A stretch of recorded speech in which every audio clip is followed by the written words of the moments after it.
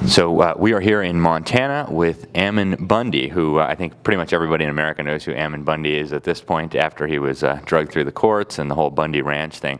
Ammon, thank you very much for being with us. Yeah, thank you, Alex. Appreciate it. So Ammon, they keep attacking you in the press here, and they keep calling you names, but you actually already went to trial, and what happened? Can you tell us about that? Well, in Oregon, I went to trial. I was incarcerated for 10 months before I finally got to go through a trial. It was an 8-week trial, and the jury found us not guilty on all counts. And then we were sent from there down to Nevada, and ultimately spent nearly 2 years in federal detention centers, prison, I guess, and finally got into trial down in Nevada. And ultimately, after 3.5 witnesses of the federal government's witnesses and several hearings, it was determined that the government had violated due process laws, withheld exculpatory evidence, and that their case was completely corrupted because of willful gross misconduct, according to the judge's own words. Okay, wow, that's pretty amazing, and yet for some reason when they attack you in the press, they never mention any of that. There was one guy called Larry Wooten, and he worked at the BLM in the law enforcement operations, and he had some interesting things to say. Tell us a little bit about what you found out through Larry Wooten and what the implications of that are. Yeah, so Larry Wooten was the head investigative officer for the Bureau of Land Management. So basically, over all the investigations over what happened at the Bundy Ranch. So this is their own investigator. I mean, the federal government's, federal agent's own investigator, and he, after tremendous actually corruption and abuse to him, as far as them raiding his office, raiding his home, taking his computers, his files, and all of that.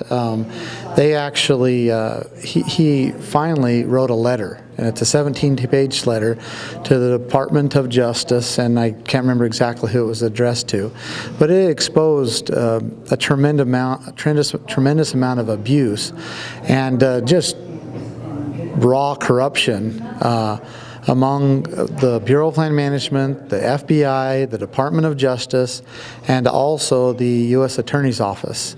In particular, those U.S. attorneys that were prosecuting my family. And ultimately, I mean, to kind of put it in a nutshell, there was a very distinct conspiracy that they had plotting basically against my family, and of trying to cast my family, my father in particular, as a violent man. There was an effort of 20 years to provoke my father into violence, and then once they could never get him into to actually act in violence, they began to escalate that, and ultimately it came to the Bundy Ranch incident, and then even after. The interesting thing is just one little tidbit in a whole slew of discovery is that the U.S. prosecutors were involved before the Bundy Ranch incident, during, and then even after. So of course we know after. So wow. And so we talked some time ago, and you mentioned the amount of resources the government spent on coming after you. Talk a little bit about that and the motivation. Why did they choose the Bundy family out of all the ranchers they could have come after? And is this part of something bigger? Well, ultimately, the reason why they chose, they didn't choose. It was more like a process of elimination. I mean, my father, my family's ranch, we've been there for 143 years this year, is the last one out of 53 ranchers in southern Nevada. And so he ended up being the last one. And then my father said no.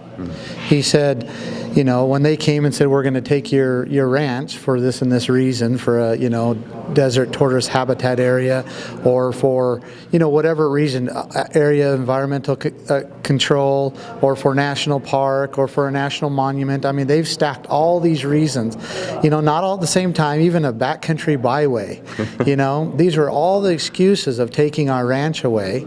And when they came and said that, my dad said no. And then when they said that, well, are you going to take it anyway? Then my dad said, hell no. And he meant it. He meant, you're not going to take my ranch. You're not going to take my livelihood. You're not going to take my heritage.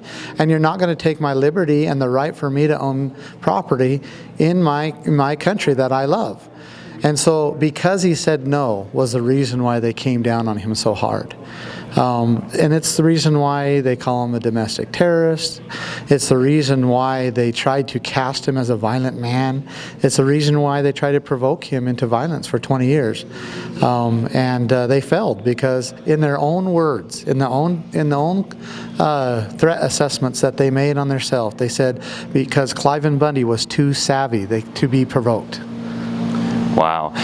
So we have a new president now. We had a different president back then. I'm sure everybody remembers Barack Hussein Obama, and now we have President Trump. Have things improved at all at the BLM? And what is the ultimate destination? Where do we ultimately need to be in terms of the country, in terms of how the federal government deals with these issues, land management, all the rest of it? So that's a great question, and yes, we have a lot to be thankful to thank President Trump for backing off the pressure and the tyranny that we've experienced as a Western United States community, really. Whether it's in the ranching community, the logging community, whether it's in the mining community, or even just accessing our lands and having access to our resource. He has backed that off. But it's kind of like a nice king versus a not so nice king. And if you get a nice king, well, yeah, you might be able to use some of his land. You might be able to make a living for your family a little easier. But that's not the United States of America. We are not led by kings. The people are the sovereign. The people are the ones that have the say. We the people, right? That's why we vote. That's why we participate in all levels of government as far as voting. It is our duty to keep our government in check because we the people are the ones that have that power, and that was already decided when we originated our country. And so what we have here is a situation where Washington, D.C. is playing the role of a king, and they're literally controlling our lands and resources inside our states and inside our counties, and until that is corrected, it doesn't matter how good a king we have. We have to have it to where the local people in that local area control their land and resources, or there will always be this abuse. Very good. And so some of the fake media out here, the fake news, I know they're fake news because of some of the things they've been saying. They've been actually smearing me too. It's kind of embarrassing for them. But they've called you a domestic extremist, a domestic terrorist. They said the largest gathering of domestic terrorists was at your father's ranch. Anti-government extremist. All these nasty terms. So how does Ammon Bundy describe Ammon Bundy? Well, I mean, before all this started, I didn't initiate this. I was a business owner. I owned a commercial fleet maintenance business. I have now this year for 20 years.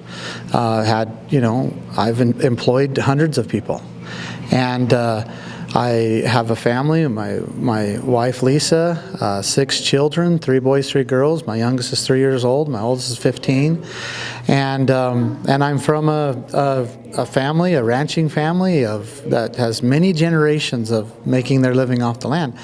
And the fact that somebody decides to stand and others decide to stand with them in their actual preservation of their livelihood, their not only their heritage, not only their freedom, not only their rights, not only their property, but also their livelihood, the right to self-preservation.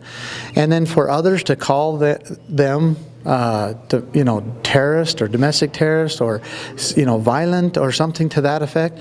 We as a people have to live, and we have a right in this country and to live in life. I look at it very principally, very simple. Like, you are a person that lives. I am a person. Everybody has a life. And if we're going to live on this earth, then we have to have a place to do it. And if we're going to live on this earth and have a place to do it, we have to eat. And we also have a right to prosper and a right to basically be happy doing it. That's the pursuit of happiness as talked about in the Declaration of Independence.